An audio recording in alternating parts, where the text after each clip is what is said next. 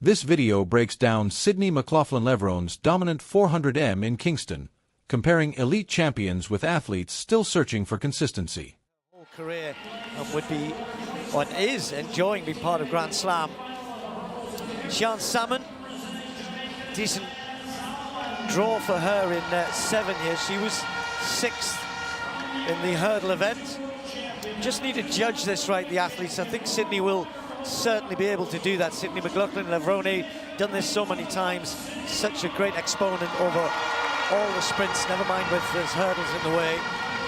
Rochelle Clayton, 32-year-old Jamaican, has run a flat 400 already this year, in a fairly swift 52.3 thereabouts, not too far off that personal best you can see in the caption. Adrianette Knight, her teammate, similarly indoors for her though, 52.8. Normally, you run quicker outdoors than indoors. So this is Peters of the Netherlands, a big part of the Dutch very successful 4x4 and mixed 4x4 squad that does so well at Olympics and Worlds. And then Cassandra Tate of the USA on the inside.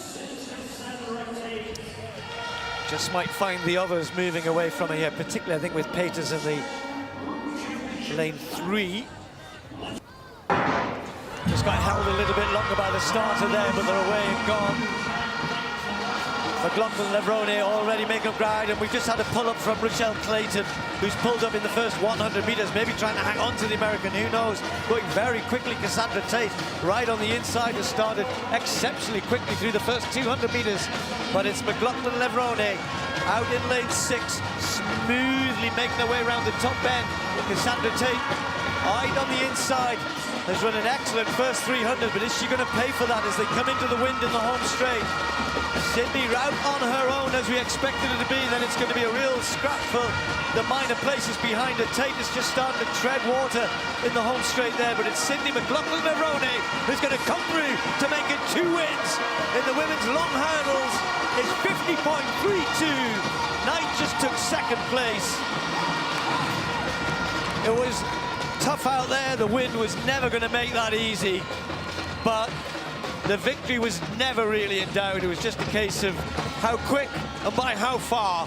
Well, the answer was almost 2 seconds, which in the 400 meters is a long, long way. It has to be said, though, that Knight has run her season's best, and Dalilah Muhammad in the 52-second mark.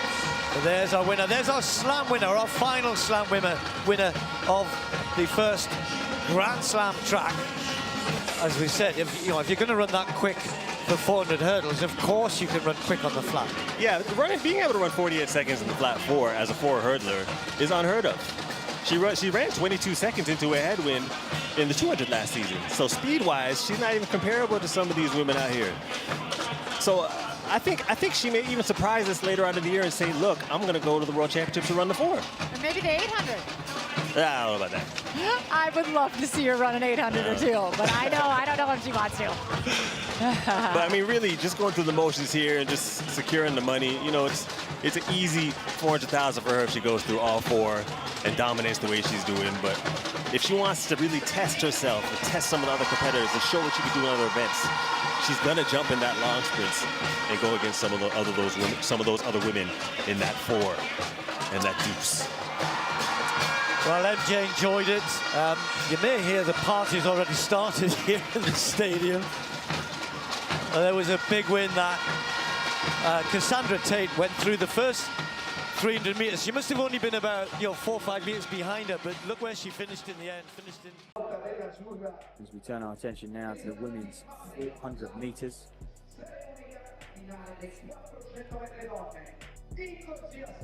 So right on the outside, that's Alicia Smith. The German 52.07 her best, has been dabbling with the 800, looking to transition to the 800, but only a best of 2:05. I mean, that's not going to challenge even a national final over in Germany. So it hasn't had too much success when looking to step up to the 800. So was an athlete who was consistent in that German 4x4 quartet, perhaps stepping back down again. Paris Peoples then. Great to have her here, the Arkansas athlete. She won in Italy just a few days ago, actually. So she comes into this in good form. Well, Coetzee, Chirani's a no-show. Miranda Coetzee of South Africa. Another athlete to look out for. Well, there is Chirani. Apologies. She goes in 3. A slight change on the lane draw. 51.06. What can she do? She's a consistent Italian 4x4 runner, is Chirani.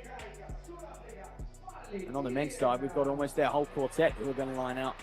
And Levrone. World University Games gold medalist. Fantastic platform for athletes like that to really kickstart their senior campaigns. And there's Veronica Georgievich on the inside, 51.72. Tough lane draw for her, considering when it comes to lifetime best, she's within 0.5 of a second to the fastest in the field. So Paris Peoples and Coetzee are the ones to look out for. They go in 4 and 5.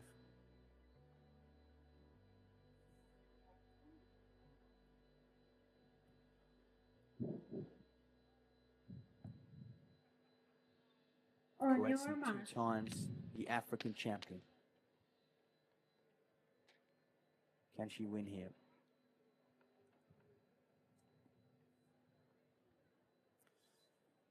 A lot of South Africans base themselves here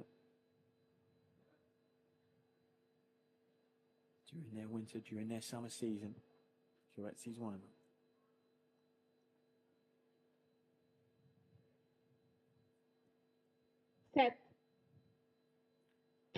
So the women's 400-meter final is off and away. Look out for Coetzee, as I mentioned. She goes in 4. Starting fast. Paris Peoples in 5. Already up on Alicia Smith on the outside. You'd expect that. She's a second or so better than her just this year. So Smith struggling to hold pace with Paris Peoples, who is looking very, very smooth through this opening 200. And this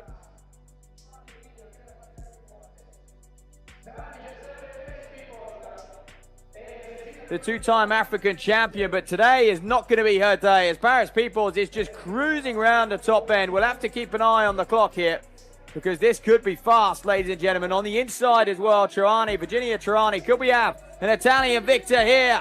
Meeting Linano Sabiodorio. Or is the American going to cause an upset? She's going to hang on, it looks like. The 2 Italians will come through. Chirani gets second, 51.56. For Peoples, just a 0.2 of a second of her season's best. Well, she had that race won for me in the first 200, didn't she, really? I mean, Coetzee was supposed to be her nearest challenge. She'll be very, very disappointed with that. 50.6, her lifetime best, way off the mark today. I'm sure she'll have her reasons. Never easy, but when the winning time is 51.5 as well, you look at that, and that could have boosted her world ranking points from Coetzee, because that's going to be all important for a lot of these women. You look at their qualifying mark, 50.75.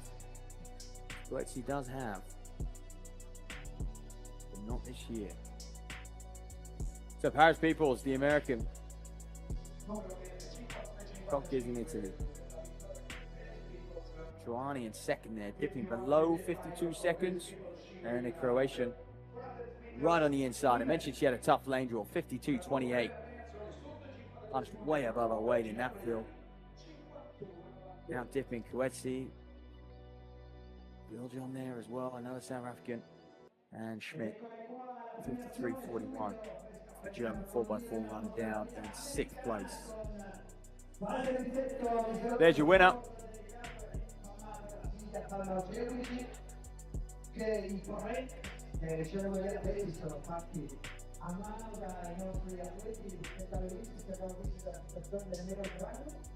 There'll be 2 men's 400-meter races up next.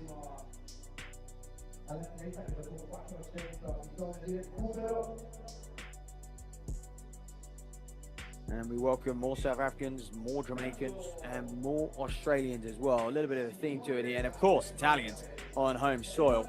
But the international stars tend to come from just those three nations, South Africa, Australia, Jamaica. And there you have it. First American win of the day, Paris Peoples. Looks happy enough, doesn't she? Brilliant crowd here. I mean, they are very, very engaging. It's a great noise on that home straight.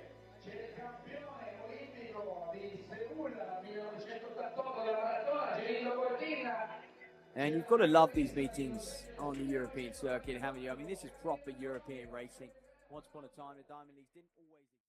April 6, 2025, offered two very different but deeply connected stories within the women's 400 meters, both of them highlighting how wide the performance gap has become at the elite level and how versatility now defines true greatness.